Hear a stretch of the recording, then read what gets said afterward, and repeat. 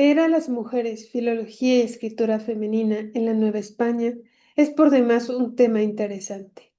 Hoy vamos a hacer algo distinto. No leeremos una novela famosa ni un poema que aparezca en los libros de texto. Vamos a leer voces que casi no suelen figurar en la historia literaria tradicional, las voces de mujeres que vivieron en la Nueva España. Durante mucho tiempo, la historia oficial nos dio la impresión de que el pasado colonial fue un espacio exclusivamente masculino. Sin embargo, las mujeres sí escribieron, y cuando lo hicieron dejaron testimonios que nos permiten conocer su mundo, sus conflictos, sus redes familiares y sobre todo sus estrategias para negociar su lugar dentro de una sociedad profundamente jerarquizada. Podríamos preguntarnos, ¿las mujeres del periodo colonial sabían escribir? ¿Dónde están sus voces? ¿Quiénes podían hacerlo? ¿Para qué escribían? Las respuestas no son simples, no todas sabían escribir. El acceso a la alfabetización femenina era limitado y dependía de factores muy concretos: la clase social, el origen étnico, religión y la posición económica. No era lo mismo ser una mujer española o criolla en un hogar acomodado que una mujer indígena sujeta al régimen tributario colonial. No todas las mujeres tenían las mismas posibilidades. Para comprender esto, necesitamos situarnos históricamente. La Nueva España no era un país como es ahora el nuestro. Era un virreinato gobernado por la corona española desde 1521 hasta 1821. Su sociedad estaba organizada en jerarquías rígidas, estamentos, castas, diferencias jurídicas según el origen étnico. Era un orden social desigual por definición. En ese contexto, la educación femenina estaba restringida. Los conventos se convirtieron en uno de los principales espacios de formación intelectual para mujeres. También algunos hogares privilegiados ofrecían instrucción básica, pero la mayoría no tuvo acceso a una educación formal amplia. Aún así, muchas mujeres encontraron en escritura una herramienta. Y aquí conviene subrayar algo importante. La mayoría de las mujeres novohispanas no escribía literatura. No escribía poemas para publicar, ni tratados filosóficos. Escribía para sobrevivir, para gestionar bienes, defender derechos, pedir apoyo, negociar herencias, explicar conflictos familiares o reclamar pensiones. La escritura no era un lujo, era una herramienta. Muchas cartas estaban dirigidas a virreyes, obispos, jueces, autoridades judiciales, maridos ausentes o parientes lejanos.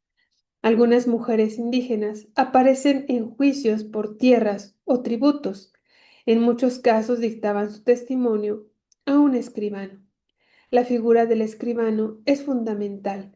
No todas escribían de su puño y letra, pero sí participaban activamente en la construcción de su discurso. Es importante recordar que la escritura dependía de la posición social. Las mujeres criollas o españolas tenían mayores probabilidades de acceder a la alfabetización. Las mujeres indígenas y mestizas enfrentaban mayores obstáculos. Sin embargo, incluso dentro de estas limitaciones, encontramos viudas que administraban bienes, esposas que gestionaban asuntos familiares, monjas que producían textos espirituales, mujeres que litigaban por sus derechos. En este panorama suele aparecer una figura extraordinaria: Sor Juana Inés de la Cruz, monja jerónima intelectual, autodidacta y defensora del derecho femenino al saber. Sor Juana es, sin duda, la mujer más famosa del periodo, pero si solo leemos a Sor Juana podemos caer en la idea de que fue una excepción aislada, y no lo fue. Fue excepcional en su genio literario, pero no fue la única mujer que escribió. Lo verdaderamente interesante desde una perspectiva histórica y filológica es recuperar también a las mujeres, entre comillas, comunes, aquellas que no publicaron obras literarias pero que dejaron cartas, declaraciones, peticiones y testimonios. Esos documentos nos permiten reconstruir una historia más compleja y más cercana a la vida cotidiana. Aquí entra la pregunta central de esta conferencia. ¿Qué es la filología y por qué es importante para leer estos textos? La filología es la disciplina que estudia los textos en su dimensión histórica, lingüística y cultural. No se limita a traducir palabras antiguas ni a corregir ortografías. La filología se pregunta, ¿quién escribe? ¿Para quién? ¿Desde qué posición social? ¿Con qué intención? ¿Qué fórmulas utiliza? ¿Qué revela su léxico? ¿Qué nos dice su ortografía sobre el momento histórico? Así que leer una carta del siglo XVI no es solamente entender lo que dice, sino analizar cómo lo dice. Observar las fórmulas de saludo, las expresiones de respeto, las estrategias discursivas para pedir o justificar algo. Preguntarnos qué palabras revelan subordinación, autoridad, dependencia o resistencia. En otras palabras, la filología nos enseña a leer no solo documentos, sino también silencios. Nos permite advertir qué voces fueron marginadas, qué experiencias quedaron fuera de la historia oficial y cómo la lengua conserva huellas de esas vidas. Por eso, cuando leemos cartas de mujeres novohispanas, no estamos revisando simplemente textos antiguos, estamos reconstruyendo mundos. Estamos escuchando voces que usaron la lengua para moverse dentro de un sistema desigual. Mujeres que escribieron para defenderse, negociar, para sostener redes afectivas y para afirmar su existencia dentro de una estructura que muchas veces las limitaba.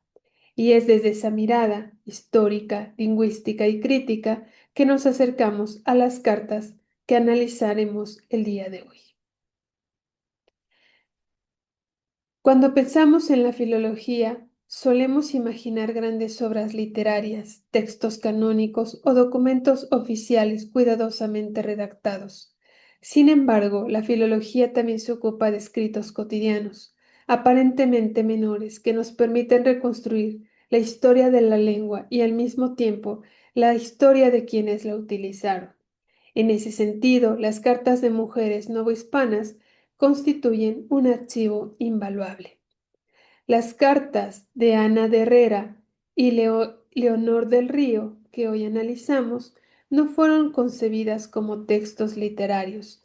Son escritos privados, íntimos, dirigidos a familiares. No obstante, precisamente por esa condición, nos permiten observar el español en uso, en movimiento, antes de que la ortografía estuviera fijada y antes de que existiera una institución normativa como la Real Academia Española, fundada en 1713. En estos textos no encontramos, entre comillas, errores en el sentido moderno, sino huellas de una lengua en proceso de estabilización. Uno de los rasgos más visibles es la inestabilidad ortográfica. Observamos alternancias como verlos, enviar o escribo, donde las letras P y V se emplean indistintamente. Esto no es descuido. En la época no existía una distinción fonética clara entre ambos sonidos y la norma gráfica aún no estaba consolidada.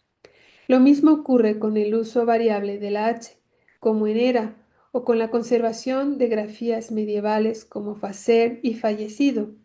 Estas formas revelan la herencia del español peninsular medieval que todavía circulaba en la escritura novohispana. La lengua en América no era una invención nueva, era la continuación de tradiciones gráficas y fonéticas traídas de la península. La escritura también deja entrever la oralidad. Formas como abuelo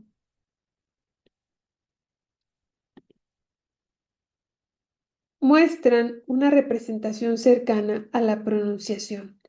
Las frases se encadenan en largos periodos con escasa pronunciación, lo que produce un efecto de discurso continuo, casi conversacional.